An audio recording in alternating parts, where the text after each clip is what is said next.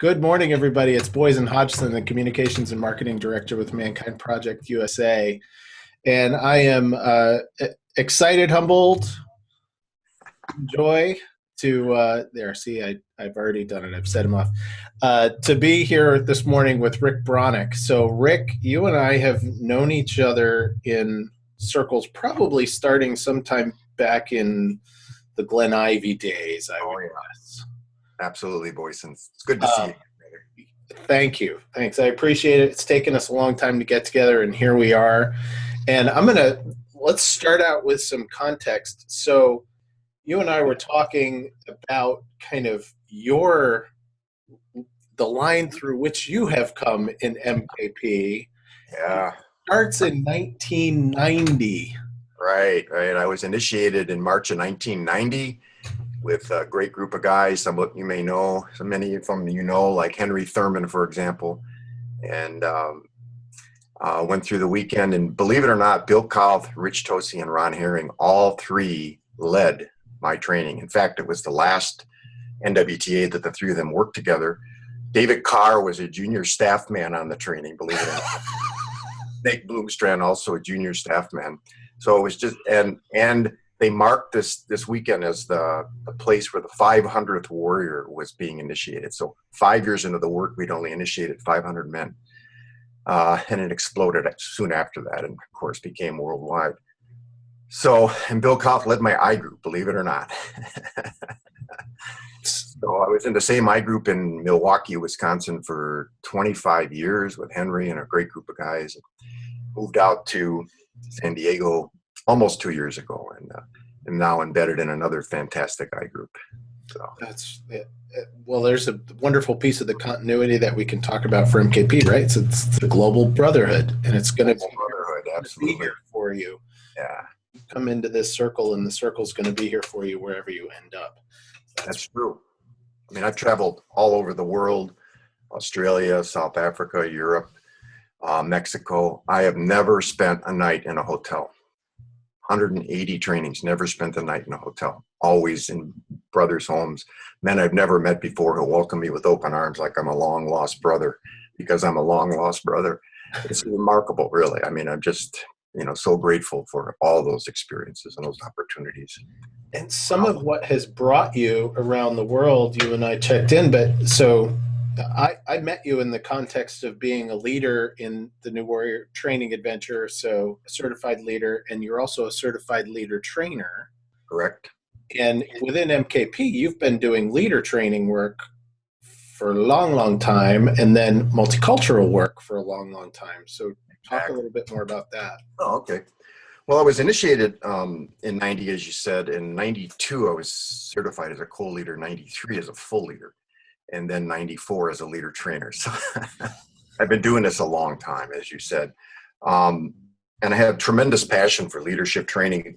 Many of you know I was the leader trainer chair from, 2009 through 2013, and initiated a total rewrite of our leadership training program and added a new training, ST2. So, and part of that included adding a large amount of multicultural content to our leadership trainings, which hadn't happened up until that point. I'm very proud of that program. Craig Herring and Jim White at the USA and international level have continued the great work around leadership trainings around the planet. And as you all know, also, I became deeply involved in multicultural work after attending the racial healing workshop led by Dr. Thomas Griggs and his partner, Wakesa Madzamoyo, in September '98 in Chicago, and became a strong proponent of the Vision's model and its power and the tools that could help us start to deal with some of those institutional and cultural level issues that we had no tools for. We thought we did. We were trying to use, these personal and interpersonal level tools to deal with those things, and they weren't working very well. Let's do that just a little bit more. Go into that, because I think that for a lot of guys who will watch this, they don't know you, they don't know 1990, they maybe have heard of Kauth, Tosi, and Herring. and I think this kind of personal, interpersonal. So like for me, the personal tools and the interpersonal tools that I got going through the New Warrior training and going into iGroup, it was like, holy shit, like, wow, the whole world changes and all of this stuff. And oh my God, I'm going to start applying this everywhere, everywhere, everywhere. And then I learned, and I judge we learn pretty quickly, that trying to apply a clearing model to something else isn't going to be very effective. So talk a little more to that. Sure. Thanks, Boysen. I appreciate that. And of course, I went through this learning process too. Trying to deal with multicultural issues, particularly issues of race, orientation. Sometimes gender even pops up on weekends and in leadership trainings and in the community.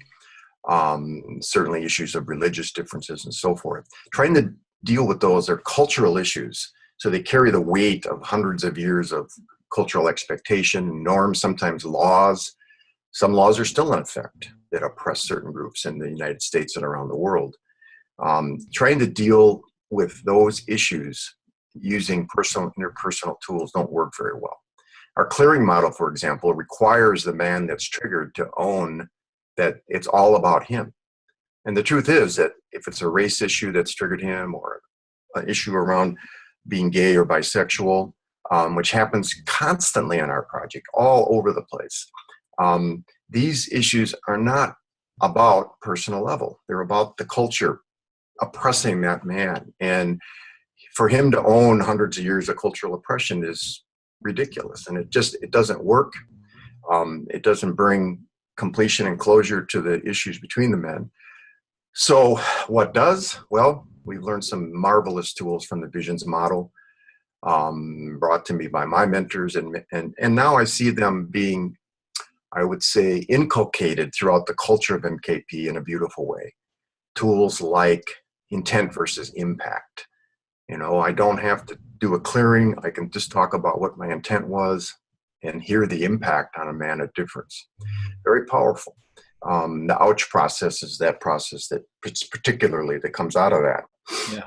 It's been effective. And so many other tools like the both and levels of communication we've already referenced. Personal, interpersonal, institutional, cultural. Sometimes you talk about group.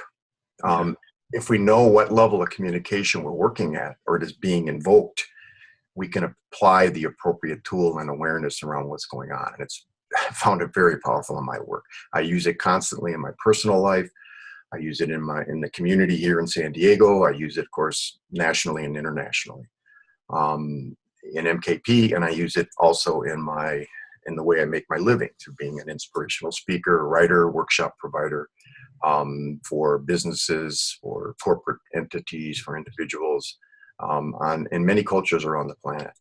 So it's invaluable tools that I really, really enjoy and appreciate and honor the Visions organization and Griggs and Madzamoy and so many others for bringing to our attention and teaching us about. Mm-hmm.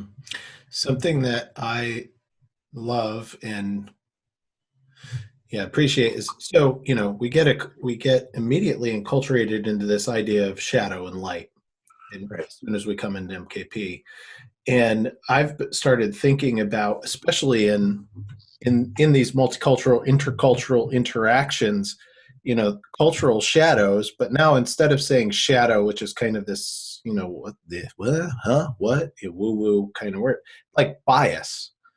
So there are biases at work all the time. Exactly. Cultural shadows that are biases. In my interactions with women, I am carrying a whole system of gender bias. Exactly. And it's been inculcated in the culture. You and I and every man and every woman has been awash in that since the day we were born. And so a lot of it is unconscious. So that's why there's no blame or shame about it. It's just about being willing to take a look at it, to raise awareness around it, to notice when my behaviors, when my actions, when my words are impacting women in the case of sexism, men of color in the case of racism, gay, bi men, trans men in the case of GLBT issues. And and being willing to take a look at my part in those impacts. They're often unintended. In fact, most of the time they're unintended by everyone, not just me, by everyone. And yet the impacts still happen. And what we used to do is pretend the impact was all about the receiver. Yeah. Blame him or her. Why are you so sensitive? Why do you keep bringing race into the room, for example? I just heard that in a community issue just, a couple of days ago. Why is it you keep bringing gay stuff into the room? Said by a straight man to a gay man. The gay man was just aghast. Like, what? At any rate, those kinds of impacts occur all over the project. And not a week goes by, Boysen, when I don't get a call from somebody who had an incident at an NWTA, a leadership training in an I group, in a community meeting, said, I don't know what to do here. This was said, this was the reaction, and we were stuck. Mm-hmm. So these tools, though becoming inculcated, still need to be practiced and remembered and taught. We still offer INIs around the project. For example, Griggs and his partners still offer the OCL 103s, which is a deeper 3-day look at this model and this material. I just attended one in New York, 3 weeks ago? It was just phenomenal. 43 people showed up. Yeah, a lot of people. It was remarkable. 3 courageous women showed up and held their own. And it was just a fantastic experience. I felt very grateful to be there. So the work continues. I believe the multicultural work has really enriched MKP and has allowed us to move into cultures like in South Africa, Australia, New Zealand, and many, in South America, Mexico now, Puerto Rico and other places, with a lot more awareness and a lot more tools to deal with all the stuff that comes up when cultures clash. Yeah, good. Thank you for that. So, and just, for me and for thousands and thousands of new warriors out there who have benefited from your work, thank you. Oh, well, you're welcome. I appreciate it very much. Thank you. I'm one of the torchbearers, but of course, many other, like Henry Thurman and Robert Powell and so many other men. Yes, it's been a group effort. I just thought of Tom Pittner. Right. Tom Pittner's awesome ally, both in terms of leadership training and in terms of multicultural work. Yeah. I judge that many of the evolutionary steps that the Mankind Project is taking and has taken over the last 5 years, even, to the Better Man conference that I was at last weekend, and Ray Arata and Ed Gurewitz and Thomas Vaughn, who are kind of doing that gender work in corporations now. It's all part of this evolution. It's all part of this expanding consciousness and change in masculine culture, change in male culture, like fundamental change in what it means to be a man. So good on you, good on us, good for us also. It's so great to be part of it. A year ago, we've been trying to get this interview together for a year, and I'll take ownership of the fact that it hasn't happened until now. And here we are. A year ago, your book, The 7 Generations Story, became a bestseller on Amazon. Correct. Let's talk about The 7 Generations Story. Okay, great. Thanks for that question. I'm very proud of this book. It relates sort of scientific evidence as well as lots of anecdotal evidence from my own life and from the life of many people I've worked with over the years about how intergenerational pain, intergenerational issues get passed down from father to son or father to daughter, mother to daughter, and so forth. And we just think, well, that's just the way it is. And some of that is informed by the 7 generation story, which is a Native American, commonly held Native American belief across a lot of different tribal groups, that we must think about and plan for 7 generations in the future, and what often is not articulated as well, 7 generations in the past as well. And part of that story that doesn't get articulated well is that there's a belief that when I do healing at a deep emotional level, particularly around traumas that I carry, I not only heal myself, but I change my DNA. And the scientific evidence for this is becoming more and more prevalent and more available. It just blows me away that I can actually change my DNA. One time it was thought that DNA was immutable. You were born with these genes and you died with these genes and nothing changed. We now know through epigenetic research that genetic material can change as we heal traumas. We pass on to our offspring more healthy genetic material. So they're less prone to some of the issues that get passed down from generation to generation, like alcoholism and other substance abuse, sexual abuse, other kinds of abuse, things like mental illness and things like that can actually be stopped in its tracks. So we can make a stand to change our family stories, not just emotionally, but genetically as well. And so this story that became for me the nexus between science, because I'm a science person, I'm a chemist, taught it for 35 years, and the emotional healing work that we do in MKP and other places, 12-step work and so on. So it's been fascinating to me. It's been a great joy for me. And I really love presenting the workshop that comes out of this book called the 7 Generations Workshop. In fact, I'm doing one in just a couple of days here in San Diego. Yeah, tell me more about that. So you do it with a partner, and then tell me what's the experience like? Okay. Well, actually, this workshop I don't do with a partner. This 7 Generations is one I do myself, and it's an opportunity for people to look at their family histories from a little different perspective, from the perspective of what's been passed down to me that I haven't even considered and thought about. What have I healed already? What needs to be worked on? And and what is the legacy that I'm passing down to my children, my grandchildren, and my great-grandchildren? From my own story, I recognized the impetus for writing this book was this big aha I had, like a gestalt, that the work that I was doing in my life since before Warriors, well before Warriors, but certainly strengthened by doing the MKP training in 1990.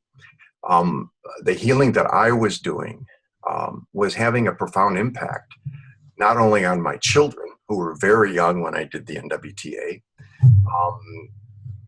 and now my grandchildren. I have 3 beautiful granddaughters, but also I noticed the impact on my father, my mother, my parents, and my grandparents. And the 7 Generations story says that extends back to 7 generations in my past. How that happens, I don't know exactly. It's a little bit woo-woo. And yet I have a belief that there's an impact there. Certainly I can see the impact for generations that follow me. My daughters have a very different life, a very different story than I did, partly because of the work that I've done and the work that their mother did. And they're passing on to their children an even more healed story, because my kids have been doing their healing work from very early on. So, for example, I had a conversation with my 4-year-old granddaughter not too long ago. Her name is Jada. And at the time, she was babbling on about her day and all the wonderful things were going on, grandpa this and grandpa that, and just full of energy and full of aliveness. And it just, it touched my heart. It filled my soul. So I stopped her for a moment and I said, Jada, do you know how precious you are to grandpa? Without missing a beat, Boysen, she said, yes, grandpa, I'm amazing. And I instantly burst into tears. Hearing that from a 4-year-old. Can you imagine when you were a 4-year-old saying that to the big people in your life? I'm amazing. I can't even imagine thinking that, much less articulating it. And if I had said it, I would have got smacked down very hard. Who do you think you are? And so forth. And yet my 4-year-old granddaughter can say that with the belief in herself, the confidence in herself that I can't imagine. And I know part of that came from the work that I've done to reclaim my own wholeness and become the man that I was meant to be. I pass it on to my precious daughters, and they've passed it on to my very precious granddaughters. And, in the same way, I impacted my dad and my mom. I talk about this quite a bit in my book, profound stories of change that occurred as a direct result of my interaction with my parents. So it's, I can feel the hairs are standing up on the back of my neck right now as I share these stories with you and the audience here. Mm-hmm. So the workshop gives each person a chance to look at their own family histories. And also something that's often overlooked is the own family gold that gets passed down. Yeah. You know, there are these gifts that families have. Maybe it's the sense of humor, maybe it's musical ability, and many, many other things that get passed down that often don't get recognized in our work because we're so focused on the dark stuff, the dark shadow. We sort of forget the golden shadows that we carry. And that's been profound that people that do this workshop say, thanks, I didn't take a look. I never thought about that or looked at that. It helps me honor my parents and my grandparents in a different way. And so that's the intent of the workshop. It's been very successful. I've done it in Hawaii at the WEG last fall, and then twice in South Africa, and first time here in the U.S. in San Diego coming up Saturday. Nice. Excellent. Yeah. WEG being the World Elder Gathering. Yes. Yeah. Which was on the big island of Hawaii. What a tough place to have to go to do a workshop. Yeah. What's up with that? Yeah, really. Yeah. Awesome. I was not there. One of the things that I noticed being impacted by as you were speaking in the stories is and thinking about this generations back story, and how does that impact the generations back? Because I look at my own life, I look at the generation before me, I look at the generation that I'm working to raise now in my life, and what comes out of that. And how I can see it unraveling all the way back to that is that there's a sense in which, so me as a white man, white, cisgendered, heterosexual, college educated, able-bodied, highly privileged. Yeah, highly privileged man.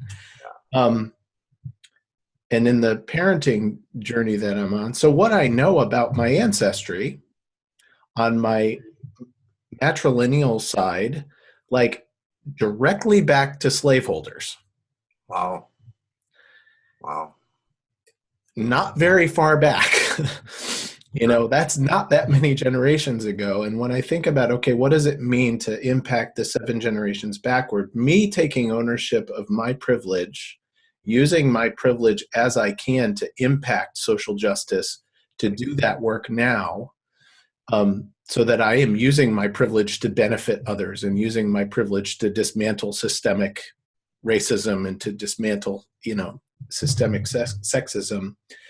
There's some way in which the story from all the way back there, the taking of responsibility in this generation allows that history to be told truthfully. Yeah, absolutely. Absolutely. With the blinders off. Yeah, and that changes things. The justifications off and all that stuff. You're absolutely right. It's profound. In my own case, I didn't even know I was 1/8 Cherokee Indian. I'm a Native American. It was hidden in my family, my mother's side, because of deep shame back in the 1800s when, my great-grandfather married a full-blooded Cherokee woman. Was considered, the deep racism of the time was considered something that had to be hidden away, particularly since my grandfather was a prominent minister, well-known minister, was one of the first ministers to do a radio ministry in the United States. So completely hid that. And I didn't even know I was 1/8 Cherokee until I was 21 years old. And I came across the picture of my grandfather with this woman dressed up in native garb. And I said, "Who's that?" And my mom said, "Oh, that's your great grandmother." And I went, "What?" Yeah. Totally hidden, completely blocked from our awareness until that time. Yeah. Thank you. Yeah. And and then so same matrilineal line is also the musical line in my family. My grandmother, my mother's mother, helped her family as a little girl, helped her family survive the Depression by playing the violin on live radio. Wow. When she was 8 years old. And she went on to be the concert mistress of the Charlotte Symphony in the Carolinas. And it is through music today, as a parent, it's through music that I connect much more deeply and honestly with my daughters, because I can understand what they're not saying through what I hear playing in our house. Wow. and I can make that direct connection through music. Well, that's beautiful. That's exactly what I'm talking about. That's the gold that runs through your family. Yeah. Thank you for all that. So the other thing, so that's the Seven Generations book. That's the Seven Generations workshop, and you're also doing some other work now. So tell me what else you're doing. Well, yeah, thanks, Boysen. I appreciate that question. One of the things I'm excited about is I've really reached out and began working with women more fully, both in terms of looking at my own sexism, and I've had this deep hunger to connect with women on a much more authentic basis and do work with women. I've done a lot of work with men around the planet, and it occurred to me that it's time, probably past time. There's a wonderful woman named Wendy Darling that lives just a few blocks away from me here in San Diego, who does a lot of the same things I do. She's also a writer and a workshop provider, entrepreneur. And we connected at a deep level, and we've done some work together. The latest workshop is called, let me get the exact title here, Attract Love Now for Men Only. And this workshop, it's actually a teleseminar, is designed for single men, gay or straight, to take a look at any blocks that may be there that keep them from attracting really authentic, deeply connected relationships. Using some of the tools we use here in MKP and perhaps Woman Within, but going beyond that to some tools that Wendy and I provide. So there's a free teleseminar that's advertised now on MKP Connect, which leads to a 4-session paid, I would say minimally paid seminar, a deeper look at that. And we're going to give you a ton of tools and freebies and handouts and all kinds of great stuff to take a deeper look at your own capacity to relate, to connect at an intimate level with another human being. So I'm excited about this. I'm really grateful to have an opportunity to bring this to my MKP brothers and to other men around the planet who are interested. Wendy's been doing this with women for many years and recognized that it's time for her to branch out also and to begin speaking to men.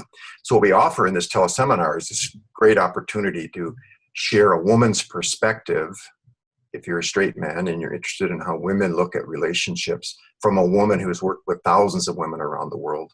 And of course, my perspective as a man who's worked with thousands of men around the planet. And so we have this unique opportunity to take a look at those awarenesses and those tools that we bring to the table.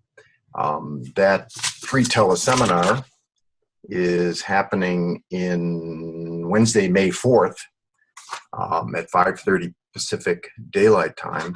Again, there's more information on the website, MKP Connect website, and we'll be doing a paid ad through MKP very shortly on this. So, mark your calendars if you're interested, if this calls to you. I know lots and lots and lots of single men who have been seeking deeper connections, and love to have this conversation with you. Thank you. So we're getting about to a great time to wrap, and let's see what else do we need to do here. I've said thank you, so thank you.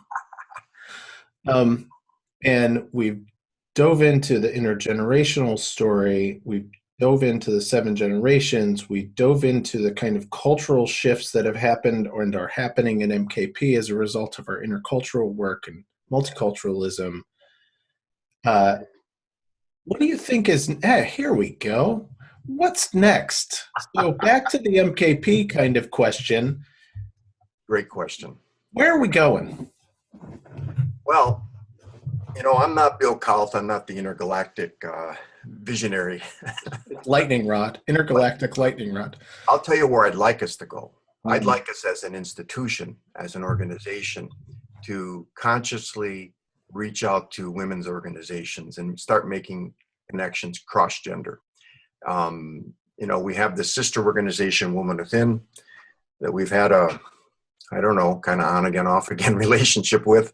I'd love to see that become more formal. And there's lots of other women's organizations around the US and around the planet that I would like to see us make more conscious connection with, to reach out. So we have opportunities to do our gender work, our gender reconciliation work, and our sexism work.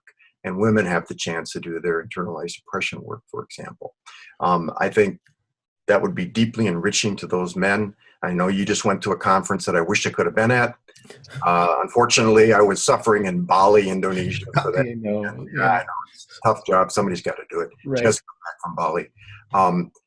But the work that Ray Arata and Ed Gurewitz and others are doing on the West Coast calls to me. And so I've been working on the same thing in my own life as I just shared. I would love to see us do that at the institutional level.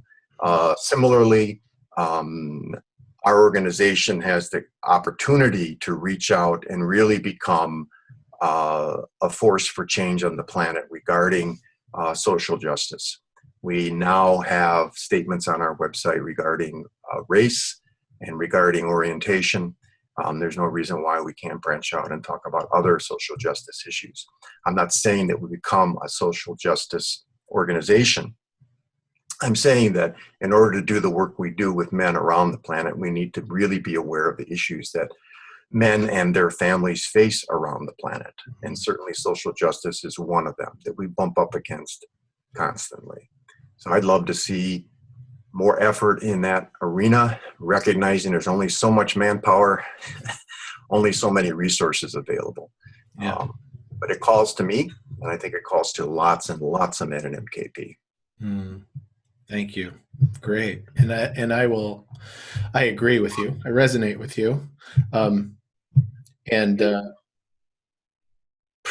Yes. And the first stand that went onto the website was the stand on abuse, which I brought to the Mankind Project Council in 2007 and in 2008. I'm right there with you. Absolutely right there with you. And I want to also plug the idea and it's only possible statement. And it's only possible when we get together. We have gotten together as men and cracked our armor in glorious battles with each other and with ourselves through that deep emotional work. So to include and honor that deeply personal emotional work that I have done and that you have done as a man, to get to the place where I can say, wow, now I give a shit about myself. Yep. Look who's around me that I can give a shit about. Exactly. Yeah. Well, you and I are both the father of daughters, for example, and I'm the grandfather of 3 granddaughters. 3 daughters, 3 granddaughters. So, that partly informs my deep desire to continue to do gender work and sexism work. I would love the planet to be a different place for my daughters and my granddaughters than it was for my mom and my grandma. And, I'm in that struggle. I'm a member of NOW, the National Organization of Women. I'm a member of the NAACP. Yeah. I'm a member of the organization whose name is escaping me right now that does tremendous GLB work. HRC, Human Rights Campaign. Yes. Campaign. And, I actively support those organizations individually. And the call you heard from me a few minutes ago is that institutionally we could do more to reach out, to connect, to cross-fertilize, to use the enormous social capital that we have as an organization, to take those open-hearted, authentic, healing men and access that to help change the planet. So you and I are on the same page there, brother. I appreciate that connection very, very much. Rick Broniec, thank you for spending some time with me today. I appreciate you, and I'm sure that our paths will cross again. And, Bali, like, you didn't invite me? Like, come on, man. Well, I probably will be doing a workshop there shortly, so I'll make sure you get an invitation, Boysen. I really appreciate your time as well and the great work you're doing in MKP USA, and I appreciate the time for this interview today. Thanks, man.